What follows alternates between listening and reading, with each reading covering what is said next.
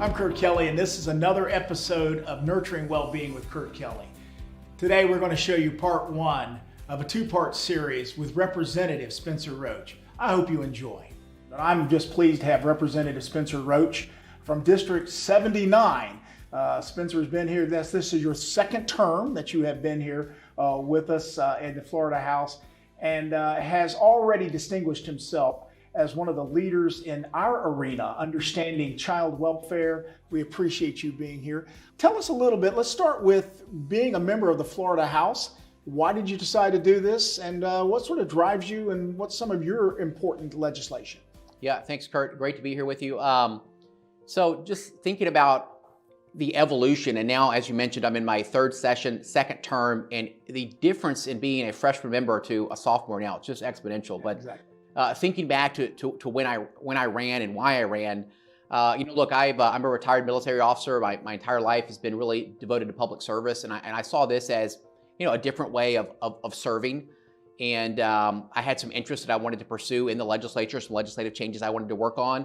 And I had some friends and mentors who were in the Florida House. And many people don't know this, but that in Florida, the Florida Constitution provides that legislators take office upon election.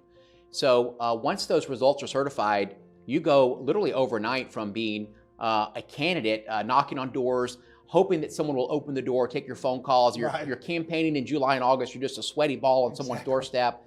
And then overnight, you're a representative. You have now 2 offices. You have a staff. You have a vote on a $90 billion budget.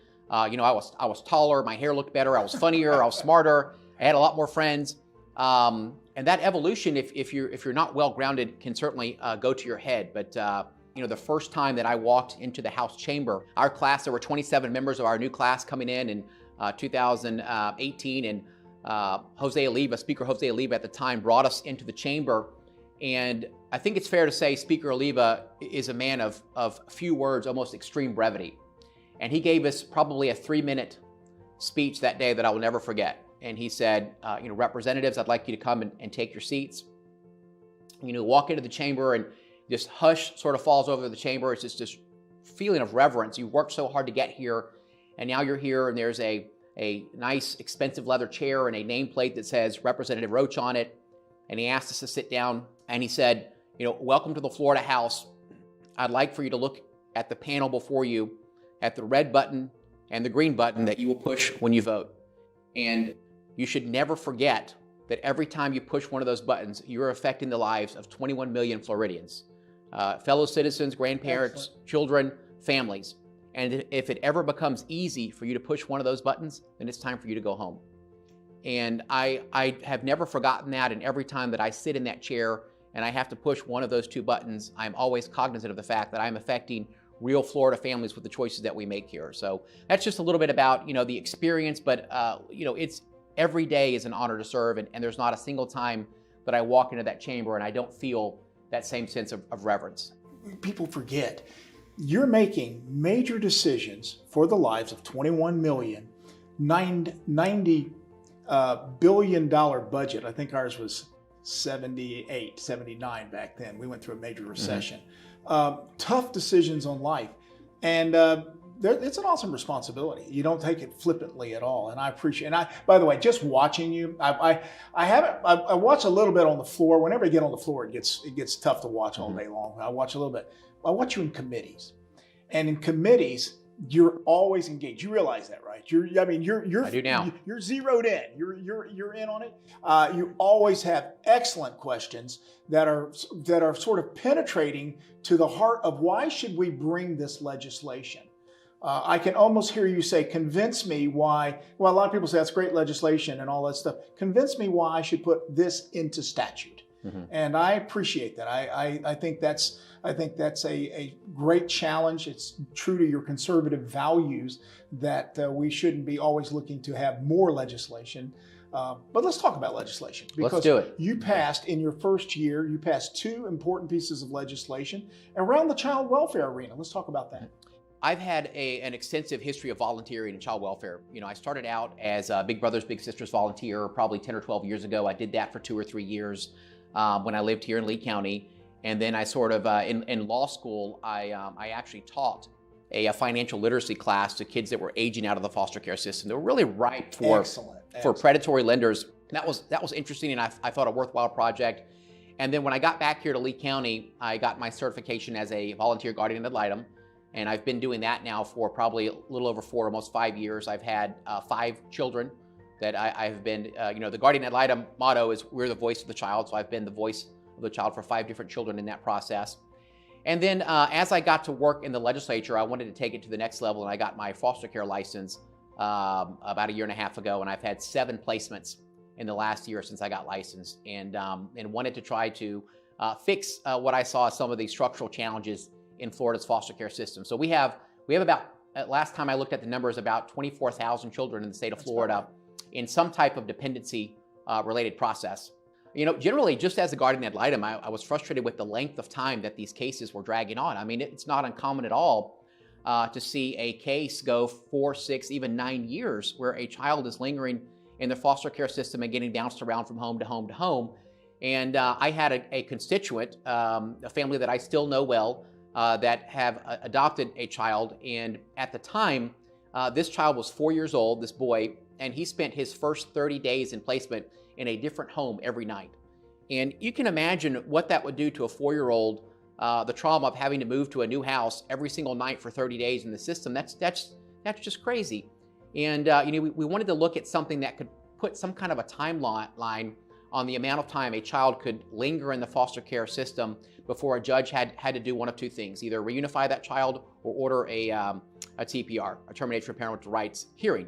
It doesn't mean that the rights have to be terminated, right? A judge still has the ability to make that decision, and then if the judge thinks that maybe there's a case where they need to add more time, they can do that. But at some point, we were hoping, not necessarily hoping that more children get terminated and removed, right? But we're hoping to get some incentive to spur those parents on to start working on the case plan, because what always happens in these cases is once TPR becomes imminent, all of a sudden you see the parents engage, right? So we wanted to try to find a way to initiate that engagement process much earlier in the timeline of these events. So the good thing about what we do in Florida, that has been law now for probably 1.5 years, is we're going to look at the metrics. We can monitor it. We can see how it's going, and if changes need to be made, we can make those changes. But I thought that it was important. Look, no child should languish in the foster care system. Children deserve a permanent, stable home, and we know they do better there. So that was our attempt to help. And one thing I just want to touch on too that I like to remind folks of when we're talking about that TPR process and getting to a hearing. And look, every effort is made and should continue to be made to help parents get on their feet and get their children back. We want to do that. But in Florida, as is elsewhere, the right to have that hearing, it's not the right of the parents. That right is the child's right. It's a child's right to have that hearing. And I think we need to continue to focus on that and make sure that all parties understand that and understand what that means. It's the child's right to have that hearing, not the parents. So everything that we're doing should be in the best interest of the child. Although we want the parents to ultimately get it together and follow the safety plan and get their children back. This is not about them. It's about the children. We cannot lose focus of that. So anyway. That's why this program is called Nurturing Well-Being. But what's right for the child is to get them and to get that family and to start working in there and developing and that relationship to get them reunited if possible. But if not, let's get them permanency. Right. And that's what's right for the children. And I think you're right on target here. You've already made some great moves using your authority in the legislature. I appreciate that. Let's talk about your second bill. Yeah, so the second bill, and this was my second session, I filed one child welfare bill every single session, including this one. The second bill was House Bill 185. And, we have seen in the last 15 years since the opioid crisis hit Florida, and Florida really was ground zero for the pill mill activity in the United States, unfortunately. But we've seen an explosion of children coming into care with the opioid crisis. But what we've also seen is an explosion of grandparents really raising their grandchildren. Look, we encourage families to try to solve these problems if they can. But where we have seen problems with this is in sort of the exit ramp, right? And Senator Bean, Aaron Bean, who was my partner in the Senate on this bill, told a great story from a constituent of his that sums this up perfectly. And in this particular case, as has happened in other cases, a parent in this situation dropped off their infant with their parents, the grandparents, and disappeared for almost 10 years. Had no interest in the child, hadn't seen the child, whereabouts unknown, and then shows up 10 years later, pulls up in a van and says, "Okay, I want my kid back." And these grandparents, had no legal recourse at all, and they were able to take that child back. And this is a shock also to the child, who for 10 years now, this person is a virtual stranger. They don't know this person. They've been raised by their grandparents, and it disrupts any stability that they may have had. And I believe in this particular case that this child ended up back in the system. But we wanted to provide some sort of structure in the exit ramp piece of this. And what this bill did, House Bill 185, I don't call it a grandparents' bill of rights, because that's a very controversial term. But what it does do, it doesn't give any custodial rights to grandparents, right? And that was the big rift when we were formulating this legislation. So we don't want to do that. Custodial rights for parents are important and protected under law. But what it does do is it gives grandparents or other people in this situation the ability to petition a court for a judge to put in place a transition plan. It doesn't give them any custodial rights, but it does give the judge the ability, really under their own motion, also to look at a case and say, in this particular case, yes, parents showed up. Yes, parents have rights to this child, but given the lapse of time, we're going to put into place a transition plan to phase this child back in with this parent. And it's really a time in which the court can discover if there are underlying issues that are going to affect the safety of that child. That hopefully will come up in the course of this transition plan. And it also expanded, not just grandparents, but other people that were fictive kin, right, which we have defined in statute. And for people that are listening or watching this, fictive kin is someone that you may have grown up all of your life with someone you called Aunt Judy or Uncle Bob. And really, in actuality, they may not be your blood relative to you, but they hold a place as what we call fictive kin, almost in the same nature as a blood relative.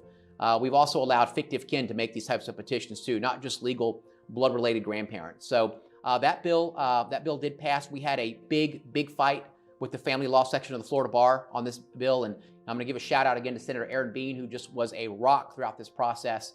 And I'm proud of the fact that he and I both were able to stand up to that pressure and refute those arguments and get that bill to the governor's desk, which he signed. You made an awesome debate. I watched that debate. Senator Bean I served with him in the House, and he's been a real champion for children. He always has been, and he cares deeply about these issues. But you're once again bringing the spotlight on the complications of all of this aspect. There are some fundamental things that we want to protect, parental rights. We want to do that. You do not want to tear that system down.